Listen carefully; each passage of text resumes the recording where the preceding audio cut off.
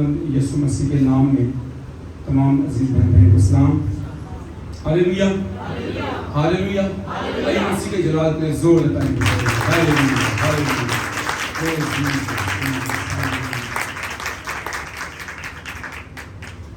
मुकद्दस कलाम में से रसूलों के अमाल उसका पहला बाब। आज बड़ा खास दिन है, मसीह का आसमान पर जिंदा उठाया जाना, मसीह का सऊद, मसीह का आसमान पर जिंदा उठाया जाना। रसूलों के अमाल उसका पहला बाब और उसकी 9वीं आयत से। रसूलों के अमाल उसका पहला बाब उसकी 9वीं आयत में यूं लिखा है, ये कहकर वो उनके देखते देखते ऊपर उठा लिया गया और बदरी ने उसे उनकी आंखों से छिपा लिया।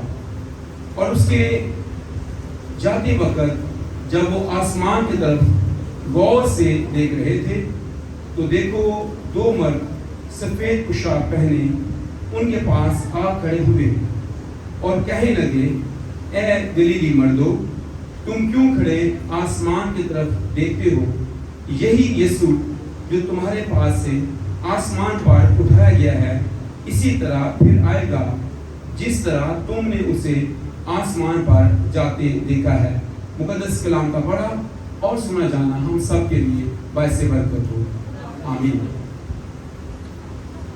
खुदावंद यीशु मसीह की जिंदगी के 4 अहम पहलू जो हमारे ईमान का हिस्सा है और जिस पर हमारा ईमान है, उसके बगैर मसीहत की जो जान है, मसीहत की जो ईमान की बुनियाद है, वो कमजोर है।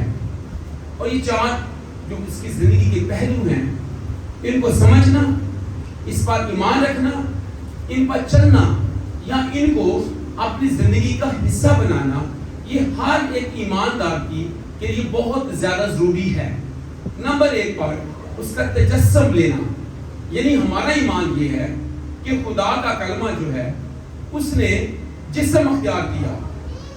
और कलाम में यूहन्ना के इंजील में हम पढ़ते हैं पहले बाब की 14वीं आयत में, और कलाम मुजस्सम हुआ और फजल और सच्चाई से मामूर होकर हमारे दरमियान रहा। यानी हमारे लिए खुदा के कलमे का जिस्म अख्तियार करना या जिस्मानी सूरत में वो जमीन पर उसका इंसानी शक्ल में इंसानों के दरमियान आना, ये सबसे अहम पहलू मसीह की जिंदगी का और हमारे ईमान का यही हिस्सा है। नंबर 2 पर मसीह की क़यामत, यानी उसका मुर्दों में से जी उठना। ये मसीह की मसीहत की या मसीह ईमान की ये दूसरी बुनियाद है।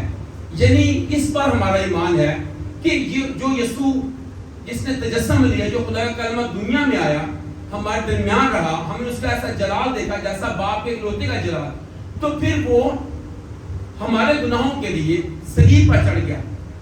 हमारे लिए उसने कोड़े खाए, मार खाए और पेशनगोइयां उसने पूरी की, कलाम पूरा किया। उसके हाथ में जो नविश्तों में लिखा गया उसने पूरा किया और वो दफन हुआ और वो आदमी अरवाह में उतर गया और वो 30 दिन अपने कहने के मुताबिक मुर्दों में से जी उठा। ये हमारे ईमान की बुनियाद है। इसके बगैर मसीहत नहीं है।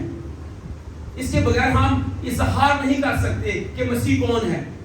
और यीशु की जिंदगी का ये दूसरा पहलू है, यानी मुर्दों में से जी उठना। और उसकी जिंदगी का तीसरा अहम पहलू उसका जिंदा आसमान पर उठाया जाना। 40 डेज के बाद, यानी मुर्दों में से जी उठने के 40 दिन के बाद वो आसमान पर उनकी नजरों के सामने से जिंदा उठा लिया गया। और ये रसूलों के अमाल में हम पढ़ते हैं, ये लूका की इंजील में हम पढ़ते हैं। और फिर इसकी जिंदगी का चौथा अहम पहलू जो अभी होने को है, और वो है उसकी आमदे सानी। यहाँ पर फरिश्ता ने दोनों बातों का जिक्र कर दिया। कलाम कहता है कि वो उनकी देखते देखते आसमान को उठाया गया और बदरी ने उसको छुपा लिया। फरिश्ते आकर उनको बताते हैं कि यही यीशु जो आसमान पर तुम्हारी नजरों के सामने उठा लिया गया है, ये फिर वापस आएगा।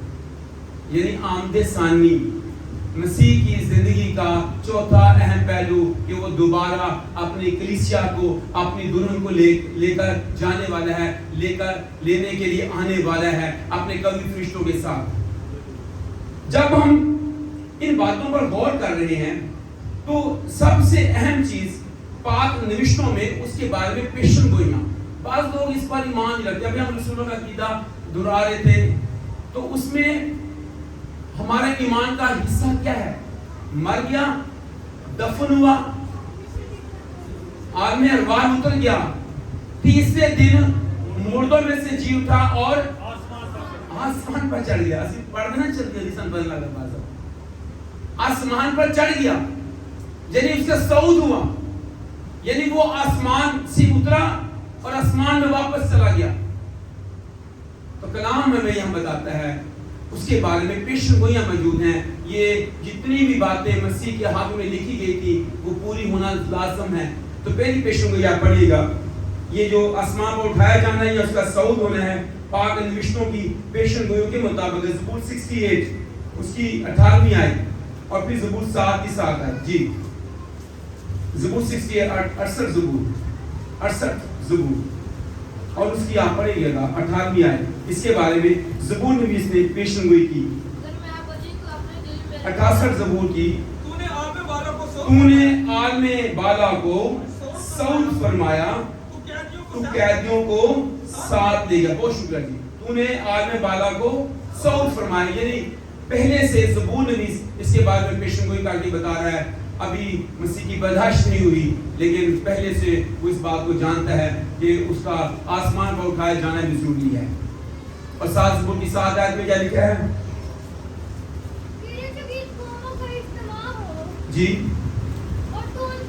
تو ان کے اوپر عالم بالا کو لوٹ جا، یعنی پہلے سے پیشن گوئی موجود ہے کہ تو ان کے سامنے سے عالم بالا کو لوٹ جا۔ زبور 47 کی 5 آیت، یہ اور پیشن گوئی موجود ہے۔ زبور نمبر 47 کی 5ویں آیت۔ خدا نے بلند آواز کے ساتھ خداوند نے نرسنگے کی آواز کے ساتھ صعود فرمایا۔ یہ پیشن گوئی موجود ہے۔ تو خدا کا کلام کہتا ہے اس کا تجسم لینا، اس کا مردوں میں سے جی اٹھنا اور پھر اس کا آسمان پر اٹھایا جانا، یہ نبیوں کی پیشن گوئیوں کے مطابق ہے۔ اس کی پیدائش کے بارے میں یہ سایہ پیشن گوئی کر کے کہتا ہے ہمارے ایک لڑکا تولد ہوا اور ہم کو ایک بیٹا بخشا گیا، سلطنت اس کے کندھے پر ہوگی اور اس کا نام عجیب، مشیر، خدا قادر، عبداللہ کا باپ اور سلامتی کا شہزادہ ہوگا۔ اس کے مردوں میں سے جی اٹھنے کے بارے میں پیشن گوئیاں موجود ہیں۔ تو پھر اس کے آسمان پر اٹھائے جانے یا آسمان پر صعود کر جانے کے بارے میں بھی پیشن گوئیاں ہم پڑھتے ہیں۔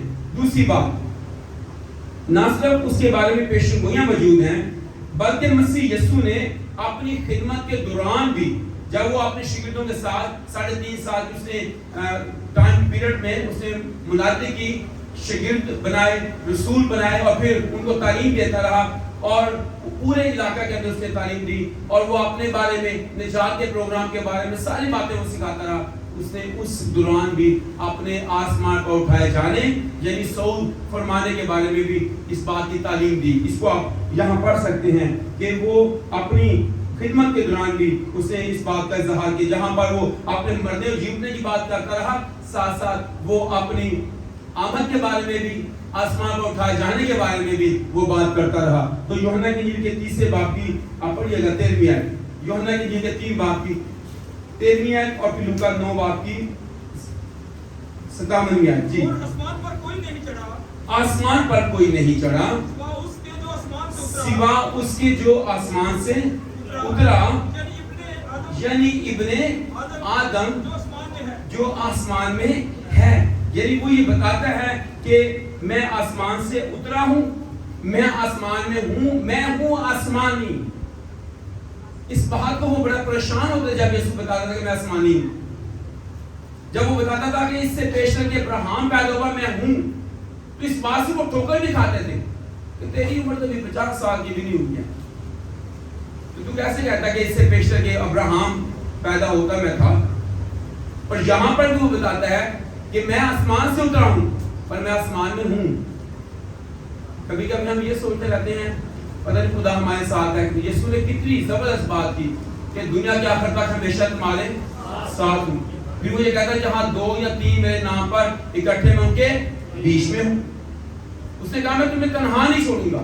تو کلام بتاتا ہے کہ وہ آسمانی ہے, آسمان سے اترا ہے اور وہ بتاتا ہے کہ میں تمہارے ساتھ ہوں.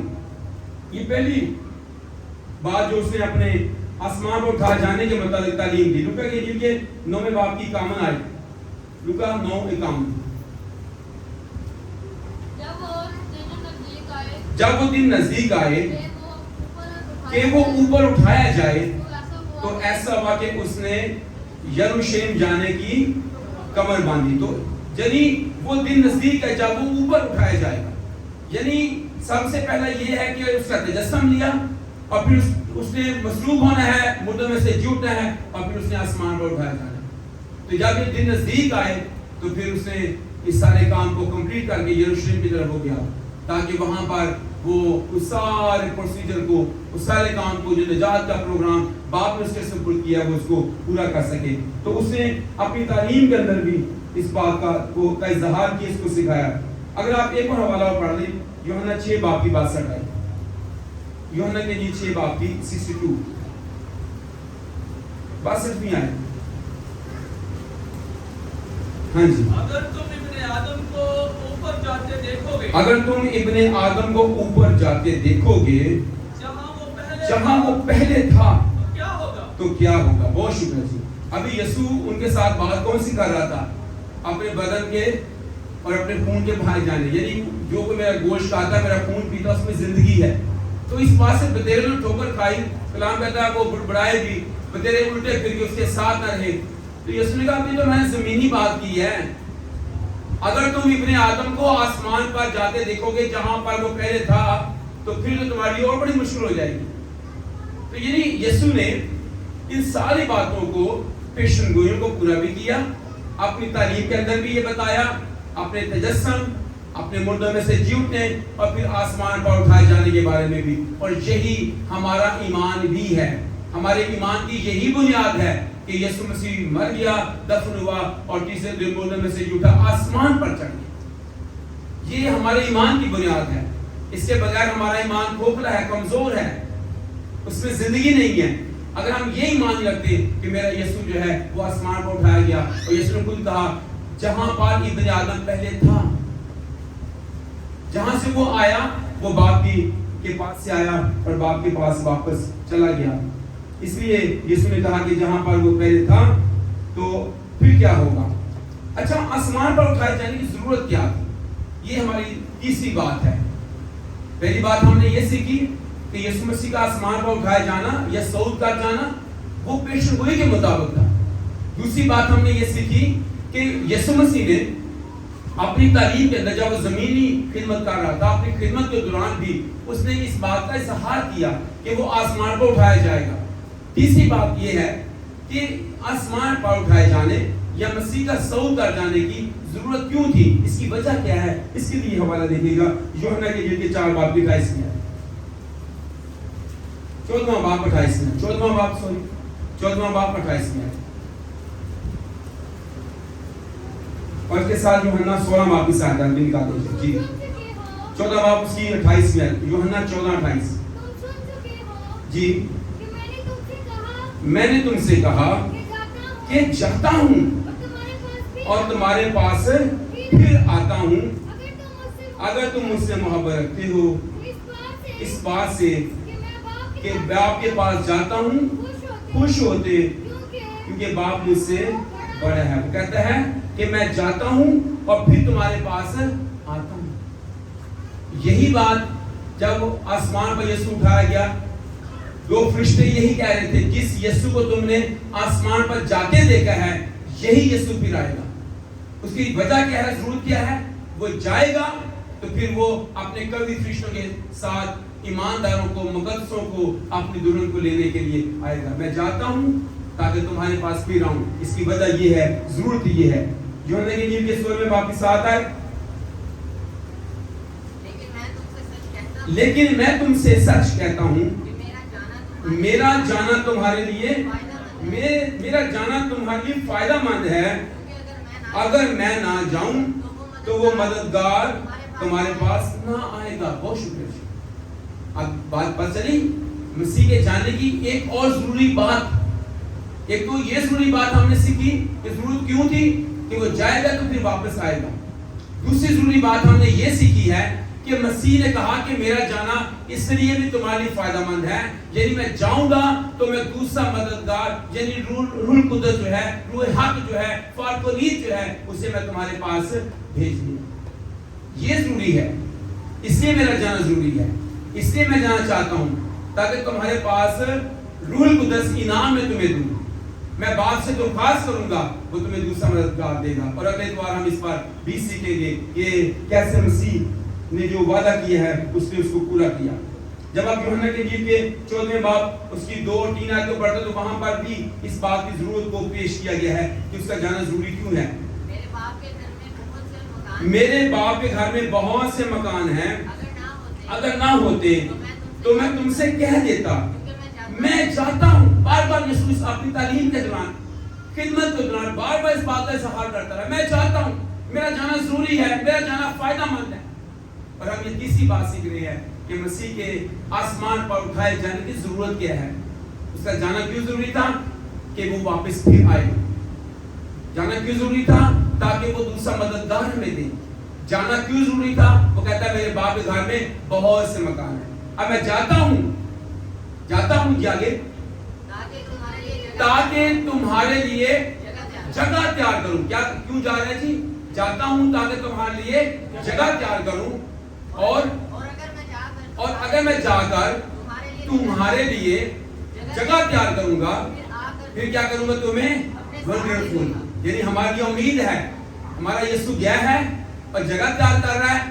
اب وہ جلد اپنے لوگوں کو لینے کے لیے آنے والے, اس کی آمد ثانی ہونے والے, دوسری آمد اس کی ہونے والی ہے جس میں اس کے مقدس لوگ ہوا میں ان کا استقبال کریں گے, فرشتگان آئیں گے اور پھر وہ ان مکانوں میں ہمیں بسا دے گا. ایک نیا شہر یروشلم شہر تیار ہمارے لیے کر رہا ہے.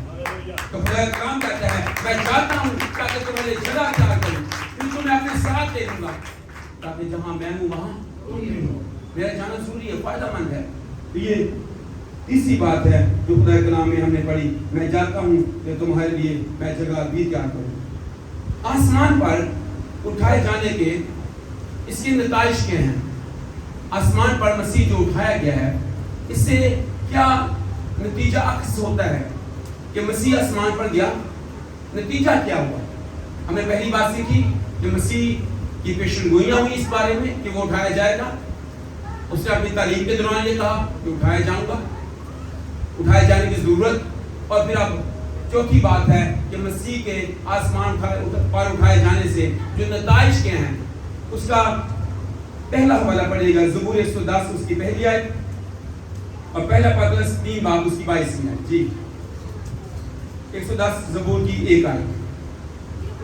یہوہ نے میرے خداوند سے کہا کہ تو میرے دائنے ہاتھ بیٹھ جب تک کہ میں تیرے دشمنوں کو تیرے پاؤں کی چوکی نہ کر دوں. وہ ہمارے دشمنوں کو جو ابلیس ہے, وہ بیماریاں ہیں, وہ کمزوریاں ہیں, وہ گناہ مندہ فطرت ہے, وہ کسی بھی طرح کی سر اٹھاتی ہے مسیح کے برخلاف, ان سب کو کیا کرنے والا ہے, پاؤں کی چوکی بنا دے گا. اس کا یہ جانے کا یہ نتیجہ بھی ہے. مسیح اس لیے گیا تاکہ یہ سب چیزیں وہ اتھارٹی جو ہیں وہ اس کے پاؤں تلے ہوں. جب ہم پترس کا خط پہلا پترس اس کا 30 باب 22 آیت پڑھتے تو وہاں پر بھی اور واضح کیا گیا ہے, جس کو پڑھ لیجیے گا. وہ آسمان پر جا کر خدا کی دائیں طرف جا بیٹھا اور فرشتوں اور اختیارات اور قدرتیں اس سے کیا کر دی گئی ہیں, اس کے تابع کر دی گئی. جب آپ اس بات کو پڑھتے ہیں تو یہ زیادہ زبردست لگتا ہے کہ مسیح اس لیے آسمان پر اٹھایا گیا ہے, وہ اس لیے آسمان پر گیا ہے. اس کا نتیجہ یہ ہوا ہے جب وہ یسوع نے یہ کہا نا کہ آسمان اور زمین کا کل اختیار مجھے دیا گیا, تو پھر آپ کو کیا لگتا ہے کوئی چیز باقی رہ گئی ہے؟ جب آپ اس خط کے پہلے باب کی 22ویں آیت سے پڑھتے ہیں تو وہاں کہتا ہے کہ سب چیز اس سے تابع کر دی گئی ہیں. اختیارات، بلندیاں، حکومتیں، ریاستیں، آسمانی چیزیں، زمینی چیزیں، زمین کے نیچے کی چیزیں، سب اس کے تابع کر دی گئی، اسی کے وسیلے سے بنی تھی۔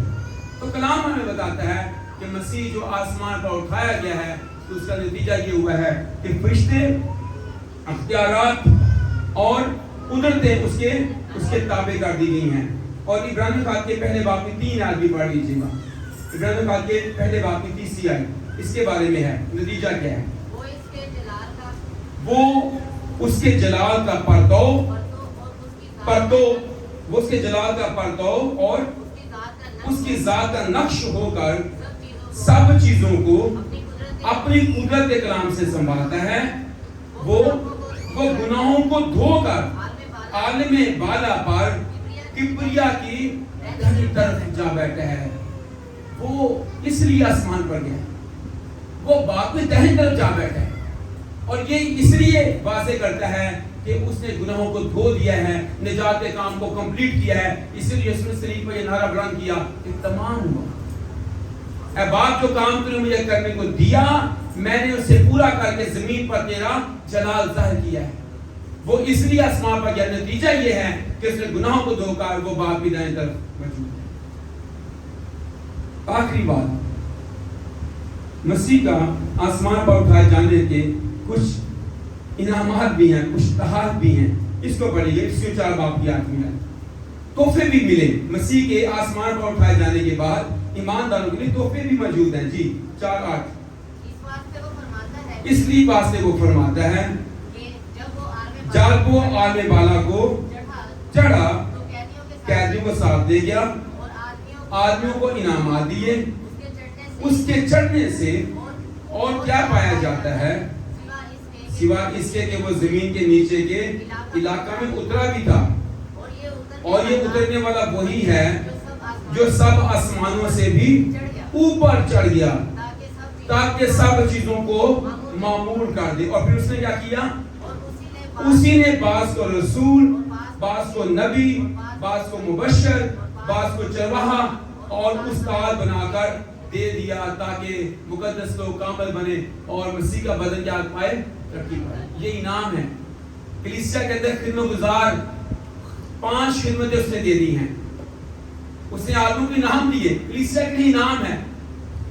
تو جب ہم خدمت گزار لوگوں کو دیکھتے ہیں، وہ نبی ہیں، وہ رسول ہیں، وہ مبشر ہیں، وہ پاسبان ہیں، وہ استاد ہیں، یہ کلیسیا کو انعام دیے۔ یہ کس نے دیے؟